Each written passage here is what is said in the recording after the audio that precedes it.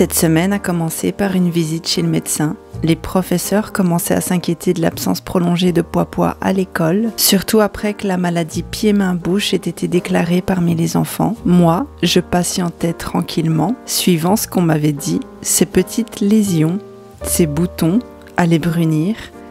Et une fois brun, Momo pourra retourner à l'école. Mais une semaine a passé et rien n'a changé. Les boutons restaient roses et les professeurs, tout comme les camarades de Momo, commençaient à se poser des questions. Alors, je me suis décidée à aller à l'hôpital.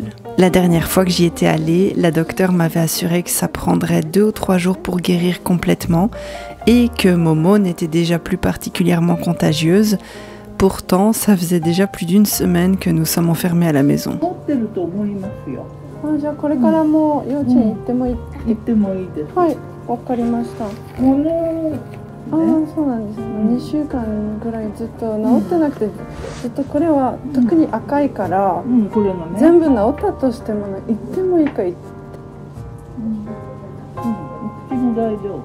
Et là, bien sûr, tout le monde avait raison, sauf moi.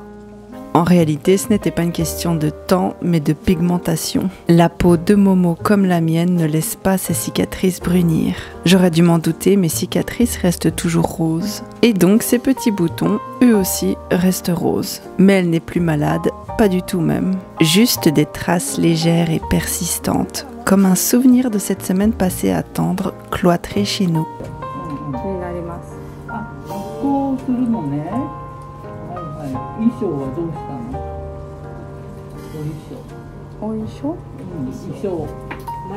C'est donc une excellente nouvelle pour Poipois et moi. Ce week-end, nous allons fêter Halloween avec tous les amis du quartier. La maman d'une copine à Poipois fait partie des organisatrices et m'a gentiment invitée à me joindre au petit cortège qu'elles ont mis en place. Il s'agit d'un événement où les parents accompagnent leurs enfants pour une tournée bien particulière. Des maisons volontaires ont accepté de distribuer des bonbons. Ici au Japon, le système de porte-à-porte n'existe pas vraiment pour Halloween. En Belgique, ce n'était pas vraiment une tradition non plus. Du moins pas là où j'habitais. Je vivais dans des immeubles et peut-être qu'1 ou 2 fois j'ai frappé à la porte des voisins que je connaissais bien. Des voisins qui m'attendaient avec des bonbons, prêts à jouer le jeu. Mais au-delà de ça, dans mon quartier, c'était vraiment pas quelque chose de répandu. Porte-à-porte est une pratique qui ne va pas de soi. C'est pour ça que certaines maisons se portent volontaires pour l'occasion. Tout est organisé, une liste de ces maisons participantes est établie, avec un ordre et des horaires précis à respecter. Le groupe d'enfants guidé par les organisateurs visite ces maisons une par une. C'est une version bien structurée et encadrée d'Halloween, et je dois dire que je suis très contente de pouvoir vivre ça avec Poipois. Pour participer, il fallait s'inscrire plusieurs semaines à l'avance. C'est pour ça que je trouvais dommage de ne pas pouvoir y aller. L'inscription coûtait aussi 500 yens. Mais au vu de tous les bonbons récoltés, ça reste très raisonnable.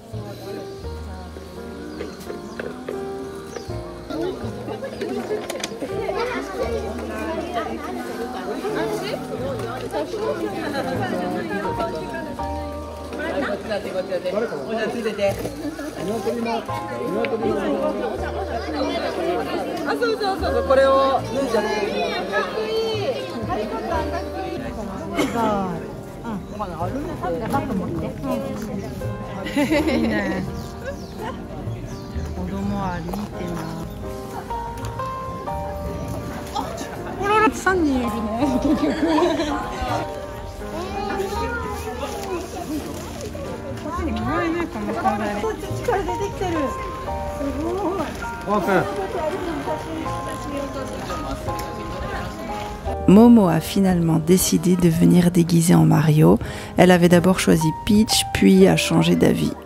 Je lui ai trouvé un petit costume et elle n'était pas la seule à avoir cette idée. Mario semble avoir un succès fou ici. C'est assez drôle car j'ai pas l'impression que ce soit un déguisement très courant chez nous. Mais dans le cortège, il y a plusieurs Mario, plusieurs Luigi. Je crois qu'ils s'appellent comme ça.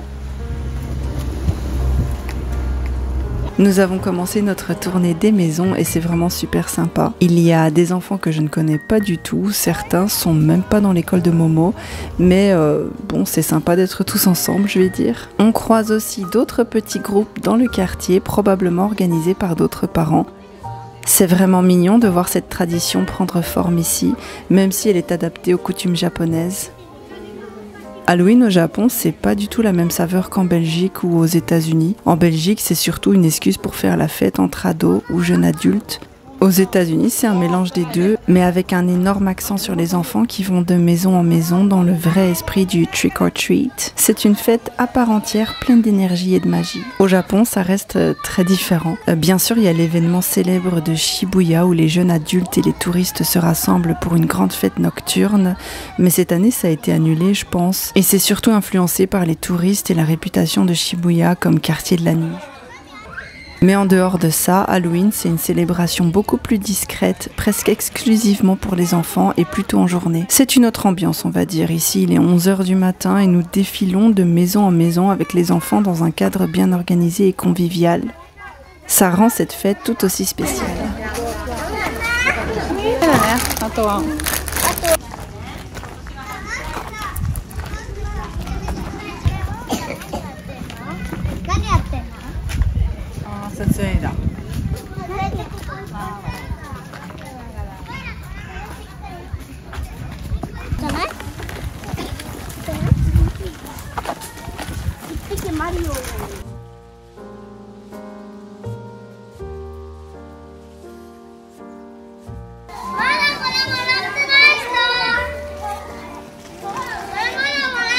Après tout ça, on s'est retrouvés tous ensemble dans un petit restaurant pour prolonger la fête. C'était un cercle plus privé, juste entre amis. On se retrouve dans une chaîne de restaurants familiaux appelée Yumean. On occupe littéralement la salle entière et l'ambiance est joyeuse et animée. C'est un moment vraiment agréable où tout le monde a pu se détendre après la tournée des maisons.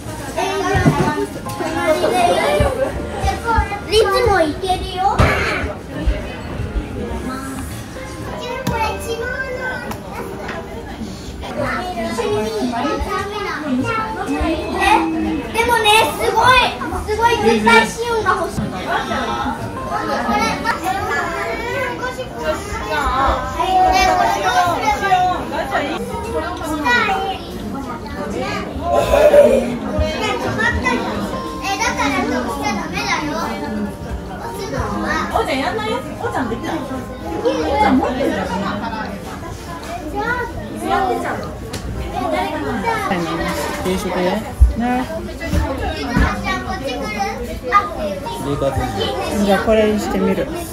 わかんないから適当。アイスがいい。アイスもね。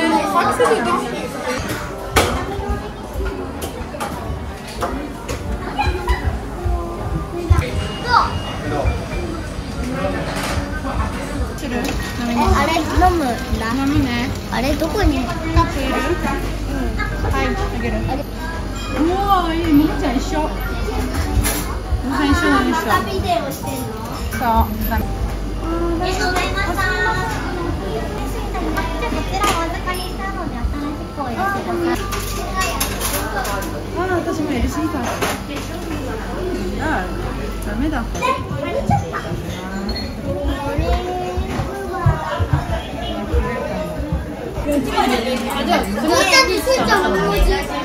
Comme vous pouvez le voir, les enfants au Japon ne sont pas toujours aussi sages qu'on pourrait le croire. Contrairement aux idées reçues qui voudraient qu'ils ne bronchent jamais, qu'ils soient toujours parfaitement disciplinés, ils savent très bien faire les fous et s'amuser. Comme tous les enfants en fait. Et sincèrement, je vais être honnête avec vous, heureusement.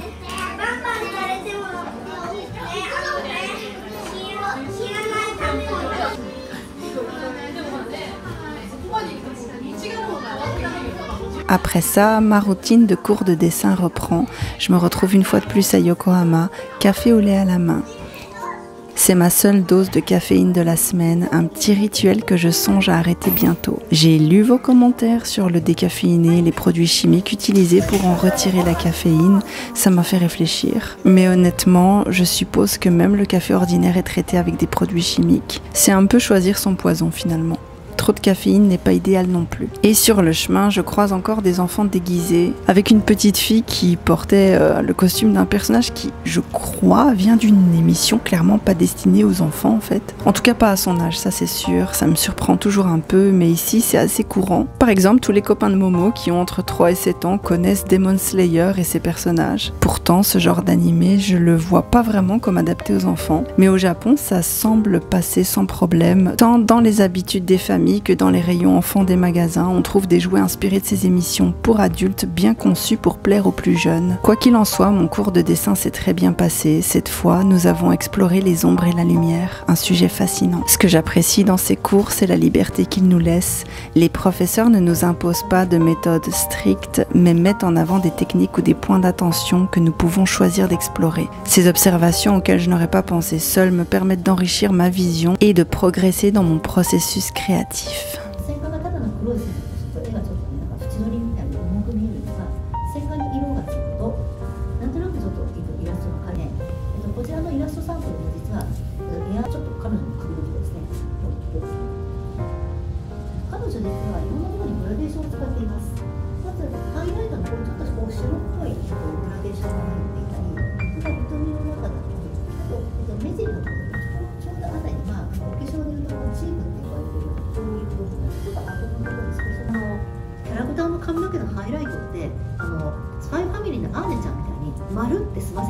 Vous êtes nombreux à me faire remarquer sur mes réseaux sociaux que je progresse. J'ai un compte dédié à mes dessins, la touffe de poils, que je mets en description si ça vous intéresse. Ce que j'aime dans cet apprentissage, c'est qu'il ne s'agit pas d'apprendre à dessiner, mais d'apprendre à observer, à expérimenter, à voir différemment. Ce cours sur les ombres et les lumières m'a particulièrement marqué. Explorer ces nuances a ouvert de nouvelles perspectives sur ma façon de créer, et j'ai déjà hâte de mettre ces idées en pratique dans mes prochains dessins.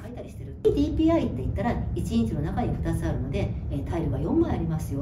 これが 2DPI の世界です。 350DPI っていうのは要するにしてもそれなかなかやめてくれない悪質ななりすましさんがいました。でもう腹立った。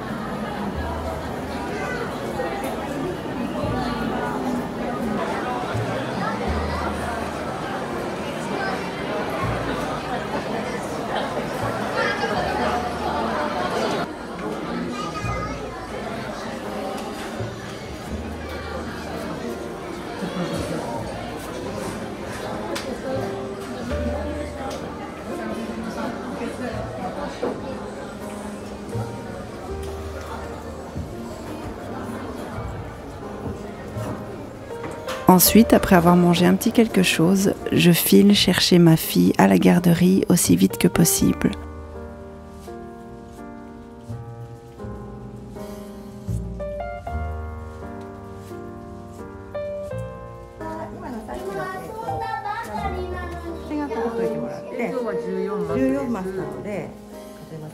Comme toujours, elle a passé un super moment.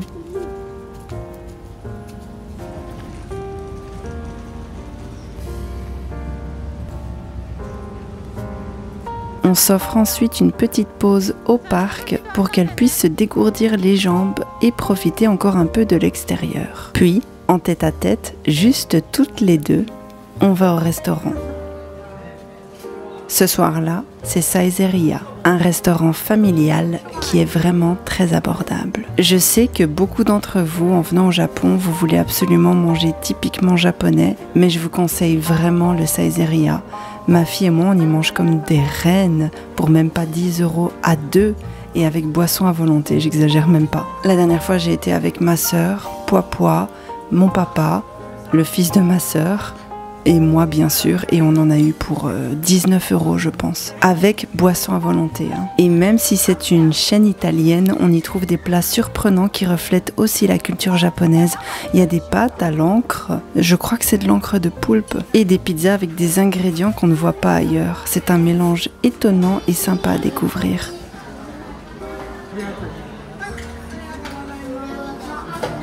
Et voilà comment ma semaine s'est déroulée. J'espère que ce petit moment passé ensemble vous a apporté autant de douceur qu'à moi. N'hésitez pas à me laisser un commentaire, c'est toujours un immense plaisir de vous lire. Vos mots me donnent de l'énergie et me rappellent que vous êtes là, vous me suivez. Et si le cœur vous en dit, vous pouvez vous abonner en activant la petite cloche pour ne rien manquer. Merci du soutien.